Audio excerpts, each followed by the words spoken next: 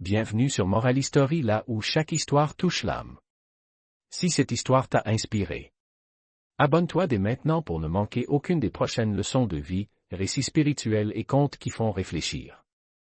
Active la cloche pour être alerté à chaque nouvelle vidéo. Partage ton avis en commentaire. Quelle morale retiens-tu aujourd'hui? Et surtout, partage cette vidéo à quelqu'un que tu aimes. Une simple histoire peut changer une journée ou une vie. Merci de faire partie de la famille Moral History.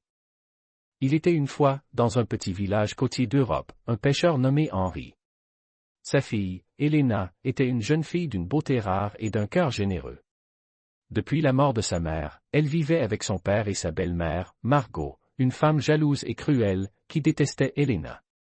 Margot avait une fille de son premier mariage, Sophie, une adolescente capricieuse et mesquine.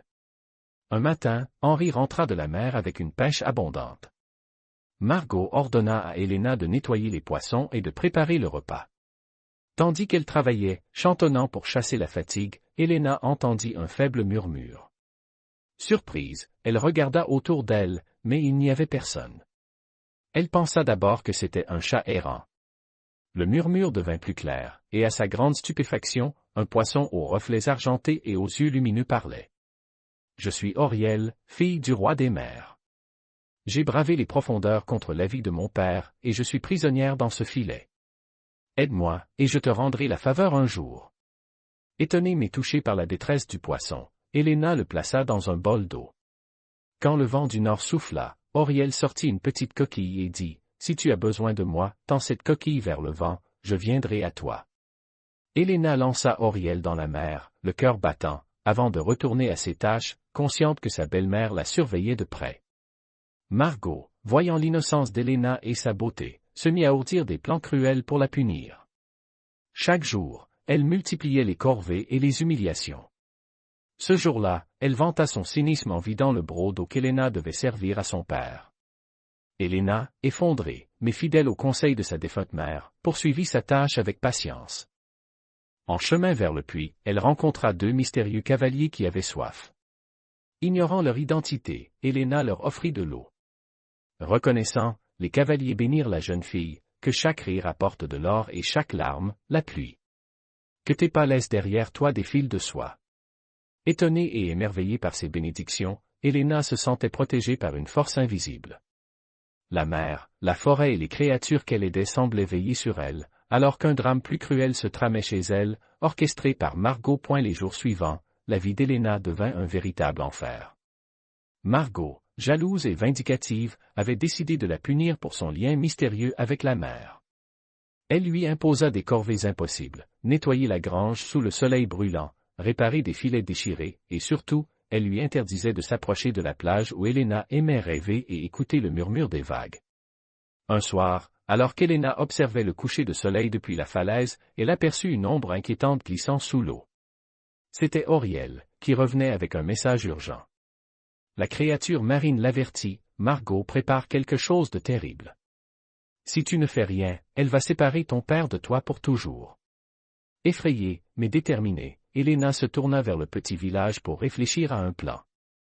C'est alors qu'elle rencontra Lucas et Isabelle, deux jeunes amis de son âge, enfants d'un forgeron et d'une herboriste, qui avaient entendu parler de ses bonnes actions envers les animaux marins. Ils décidèrent de l'aider à contrer la méchanceté de Margot. Ensemble, ils élaborèrent une stratégie. Elena irait observer Margot pour découvrir ses intentions tandis que Lucas et Isabelle préparaient un filet spécial pour attraper les corbeaux que Margot utilisait pour espionner la jeune fille. Mais Margot n'était pas une femme ordinaire. Cette nuit-là, elle invoqua une ancienne sorcellerie oubliée, convoquant des ombres inquiétantes qui rampèrent silencieusement dans la maison. Ces créatures avaient le pouvoir de voler les secrets et de semer le chaos dans le cœur des humains. Margot visait Elena, et plus encore, elle voulait que la jeune fille perde toute confiance en la mer et en Auriel. Elena sentit soudain une présence glaciale dans sa chambre. Les ombres se glissèrent autour d'elle, murmurant des mots effrayants, « Tu n'as plus de refuge, ta bonté sera ta perte. » Tremblante mais résolue, Elena se rappela les bénédictions des mystérieux cavaliers, la pluie, l'or, et les fils de soie. D'un geste rapide, elle brandit la coquille qu'Auriel lui avait donnée. Le vent se leva, puissant et violent, et les ombres furent repoussées par une force lumineuse émanant de la mer. Le lendemain, Margot découvrit que ces créatures avaient disparu, mais elle ne renonça pas. Sa haine grandissait, plus noire et plus dangereuse. Helena, consciente que le piège de sa belle-mère s'intensifiait, savait qu'elle devait maintenant compter sur Auriel et ses nouveaux amis pour survivre à l'épreuve qui l'attendait point les jours suivants. Helena ressentait la pression croissante de Margot. Chaque geste, chaque mot était scruté, et la maison semblait être devenue un labyrinthe où chaque pièce cachait un danger. Même Lucas et Isabelle commençaient à sentir le poids de la haine de Margot. Mais ce qu'Helena ignorait encore, c'était que la sorcière préparait quelque chose d'encore plus sombre. Elle avait trouvé un ancien grimoire capable de manipuler la mémoire et de faire oublier aux humains leurs proches.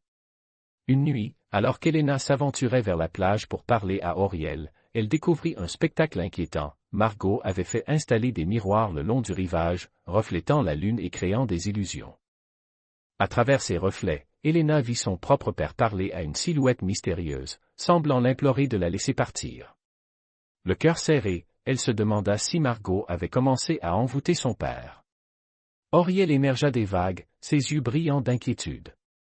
Elle teste tes limites, Helena. Si tu échoues, elle séparera ta famille de toi à jamais. La mer se mit à tourbillonner autour d'eux, comme pour renforcer le message, le temps était compté. Helena sentit une colère brûlante, mais aussi une peur paralysante. De retour au village, Lucas et Isabelle découvrirent un autre problème. Maxime, un garçon que le trio croyait allié, avait été secrètement corrompu par Margot. Il leur révéla que la sorcière lui avait promis richesse et pouvoir s'il trahissait Helena. Ce coup de poignard inattendu brisa la confiance du groupe. Lucas, abasourdi, se tourna vers Helena, cherchant dans ses yeux un plan. Malgré cette trahison, Helena ne fléchit pas. Avec l'aide d'Auriel, elle inventa un stratagème, utiliser les illusions de Margot contre elle-même. Le lendemain, au crépuscule, Helena plaça des coquillages enchantés le long des miroirs. Dès que Margot apparut pour superviser son sortilège, les reflets se retournèrent contre elle, dévoilant sa véritable image, une femme effrayée par sa propre malveillance. Furieuse, Margot hurla, et les miroirs se brisèrent en mille éclats, projetant l'ombre de ces créatures dans toutes les directions. Mais ce n'était qu'un répit. Helena savait que la sorcière n'abandonnerait jamais tant qu'elle aurait ce grimoire entre ses mains. Chaque bataille gagnée n'était qu'une étape vers un conflit encore plus intense, où la mer, le ciel et les liens familiaux seraient mis à rude épreuve. Après l'attaque des miroirs, Helena sentit un mélange de soulagement et de peur. Margot était toujours là, plus dangereuse que jamais, mais le groupe avait découvert que la sorcière avait une faiblesse, elle craignait le lien sincère entre ceux qu'elle voulait détruire. Lucas, malgré sa colère envers Maxime, proposa de tenter une alliance avec certains habitants du village, persuadés qu'ensemble, ils pourraient déjouer les plans de Margot. Helena, cependant, hésitait. La trahison de Maxime l'avait profondément marquée. Comment pouvait-elle faire confiance à nouveau? Mais Auriel l'avertit, parfois, l'espoir se cache derrière ceux que tu redoutes le plus. La jeune fille comprit qu'il fallait agir vite. Le grimoire de Margot semblait absorber l'énergie des habitants, et chaque jour qui passait rapprochait la sorcière d'un pouvoir incontrôlable. Lors d'une réunion secrète dans la forêt, Helena, Lucas, Isabelle et quelques villageois rencontrèrent Maxime. Le garçon, rongé par la culpabilité, proposa de réparer ses erreurs. Helena l'observa attentivement, pouvait-elle vraiment lui pardonner? La tension était palpable. Les discussions se déroulaient en chuchotement. Chaque geste pouvait trahir un mensonge ou une trahison. Soudain, un cri perça la nuit. Du rivage, une lumière verte émanait de la mer. Une silhouette massive surgit des profondeurs, c'était Nerwen, une créature légendaire que l'on disait protectrice des eaux européennes. Ses yeux brillaient d'une intelligence ancienne et d'une colère contenue. La mer se mit à bouillonner autour d'elle, et Helena sentit une énergie nouvelle parcourir ses veines. Nerwen semblait vouloir l'aider, mais à quel prix? Margot, sentant la menace, apparut sur les falaises. Vous croyez pouvoir m'arrêter avec vos illusions et vos bêtes? Vous ne savez rien du vrai pouvoir. Ces mots résonnaient comme un défi, et son rire glacé emporta le vent. Le groupe savait que la prochaine confrontation serait décisive. Alors que la lune éclairait le rivage, Helena comprit que leur force résidait dans la confiance retrouvée. Même Maxime pouvait se racheter, même la créature de la mer pouvait devenir une alliée. Mais chaque mouvement devait être calculé, chaque parole pesée. Margot était devenue imprévisible, et le moindre faux pas pouvait déchirer le village et les leurs. Helena serra les poings, déterminée. La bataille à venir ne serait pas seulement contre Margot, mais contre la peur elle-même, les trahisons anciennes, et les secrets enfouis dans la mer. Le mystère englouti attendait, et il était en de plonger au cœur de l'inconnu. Le village semblait endormi, mais sous sa surface, la peur bouillonnait. Helena et ses alliés savaient que Margot préparait quelque chose de terrible. La créature de la mer, Nerwen, restait près du rivage, ses yeux phosphorescents scrutant l'horizon comme si elle pressentait la tempête à venir. Chaque nuit apportait de nouveaux signes, des lumières étranges, des murmures dans le vent, et parfois, des silhouettes qui disparaissaient avant qu'on ne puisse les approcher. Lucas proposa de fouiller l'ancienne bibliothèque du village, où étaient conservés des manuscrits oubliés depuis des siècles. Selon les légendes locales, certains textes contenaient des secrets capables de neutraliser Margot. Mais la bibliothèque était protégée par des pièges mystiques, et chaque erreur pouvait coûter la vie. Helena sentit son cœur s'accélérer, elle savait que cette quête serait un test de courage et de loyauté. Maxime, encore hanté par sa trahison, s'offrit pour guider le groupe. Sa connaissance des lieux et de la magie noire de Margot pouvait s'avérer précieuse. Mais un doute persistait, pouvait-on vraiment lui faire confiance? Auriel, fidèle compagnon d'Helena, l'avertit, parfois, celui qui a chuté le plus bas est celui qui peut te sauver. Ces mots résonnaient dans son esprit tandis qu'il pénétrait dans la bibliothèque. À l'intérieur, les murs semblaient respirer. Les étagères s'animaient et murmuraient des secrets oubliés. Un livre attira l'attention d'Helena, il brillait d'une lumière bleue intense et semblait contenir l'essence même de la mer. Mais lorsqu'elle le toucha, une vision la submergea. Elle vit Margot possédant le village, les habitants prisonniers de chaînes invisibles, et une tempête qui déchirait la côte. La peur et la colère se mêlaient dans sa poitrine, mais elle comprit que cette vision n'était pas définitive, elle pouvait la changer. Alors qu'il quittait la bibliothèque, un grondement assourdissant retentit. Le ciel s'assombrit, et des éclairs verts émeraudes zébrèrent l'horizon. Margot apparaissait, plus terrifiante que jamais, ses yeux brûlants d'une colère sans limite. Elle avait senti leur intrusion et savait que ses secrets étaient menacés. Le combat ne serait plus seulement magique, il serait psychologique, stratégique, et chaque personnage serait poussé à ses limites. Helena sentit la tension monter dans ses veines. Elle savait que cette tempête des secrets déciderait de l'avenir du village, et que chaque décision pouvait être fatale. Mais au fond d'elle, une étincelle d'espoir brillait, la force d'une alliance fragile, la détermination de ses amis, et la puissance de la mer pourraient suffire à changer le destin. Le village était plongé dans un silence lourd, seulement troublé par le fracas de la tempête qui rugissait au loin. Helena sentait chaque fibre de son corps vibrer sous l'angoisse. Les secrets qu'ils avaient découverts à la bibliothèque révélaient que Margot n'était pas seule, elle manipulait des alliés invisibles, des esprits anciens capables d'infiltrer les cœurs des habitants. Chaque pas dans les rues désertes était un pari risqué, chaque ombre pouvait dissimuler un traître. Lucas, en examinant les textes anciens, révéla une prophétie inquiétante, celui qui trahit par peur d'une seule nuit verra sa loyauté consumée, et le monde sombrera sous les eaux. Les mots résonnaient comme un avertissement direct. Maxime baissa les yeux, conscient que ses erreurs passées pouvaient sceller le destin du village. La tension entre les alliés atteignait son paroxysme.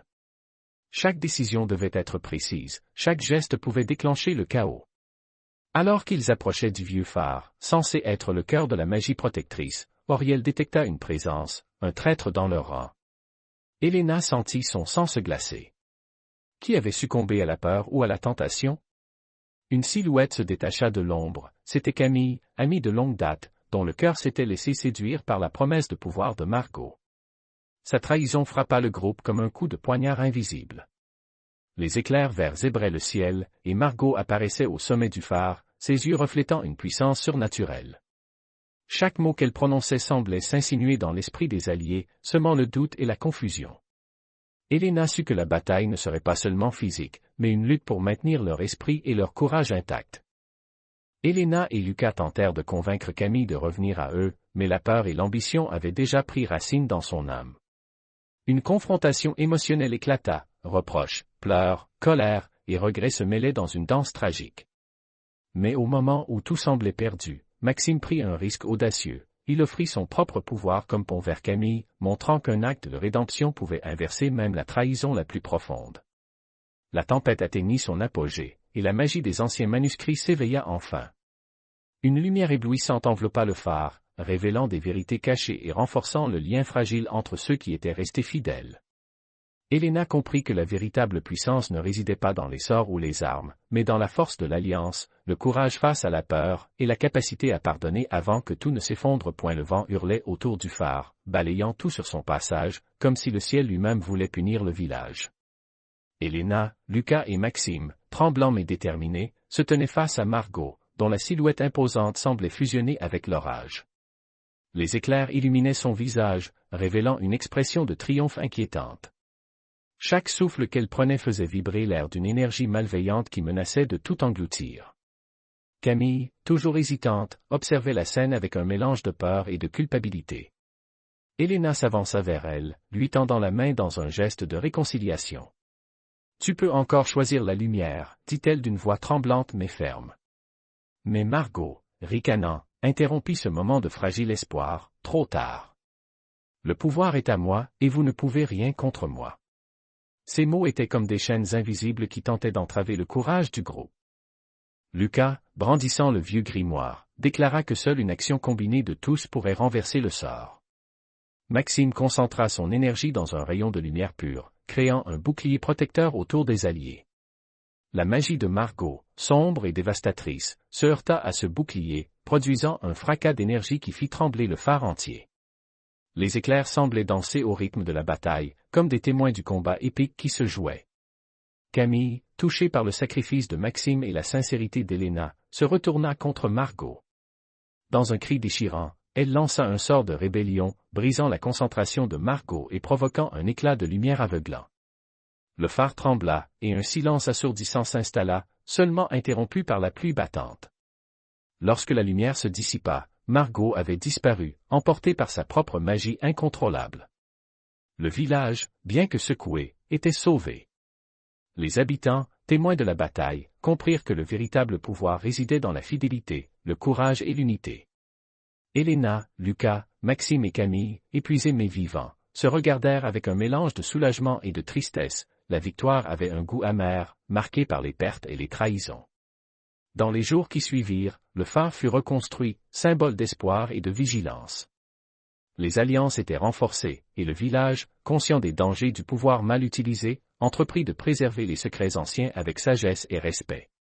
Helena, regardant l'horizon, sentit que l'histoire qu'ils avaient vécue n'était pas seulement un récit de magie et de trahison, mais une leçon intemporelle sur la force de l'humanité face à l'obscurité.